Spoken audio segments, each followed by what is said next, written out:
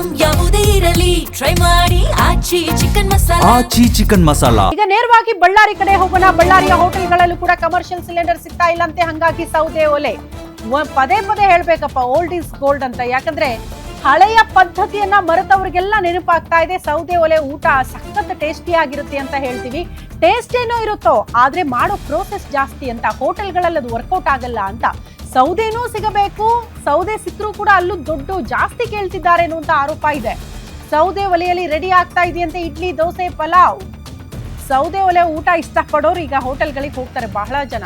Tea coffee ಮಾಡೋದಕ್ಕೆ induction stove ಬಳಕೆ ಮಾಡ್ಕೊಂಡಿದ್ದಾರಂತೆ. ಅದು ತ್ವರಿತಗತಿಯಲ್ಲಿ ಆಗುತ್ತೆ ಅನ್ನೋ ಕಾರಣಕ್ಕೆ ತಾತ್ಕಾಲಿಕವಾಗಿ ಹೊಟ್ಟಿನ ಒಲೆ ಬಳಕೆ ಮಾಡ್ತಿದ್ದಾರಂತೆ. ಅದು ಬೇಗ ಉರಿಯತ್ತೆ, ಅಂದ್ರೆ ಬೇಗ ಪ್ರೋಸೆಸ್ ಆಗುತ್ತೆ, ಬೇಗ ಅಡುಗೆ ಆಗುತ್ತೆ ಅಂತ. ದೀರ್ಘಕಾಲಕ್ಕೆ ಅದನ್ನ ಬಳಸಕ್ಕಾಗಲ್ಲ ಅಂತ ಮಾಲೀಕರು ಅದನ್ನು ಕೂಡ ಹೇಳ್ತಿದ್ದಾರೆ.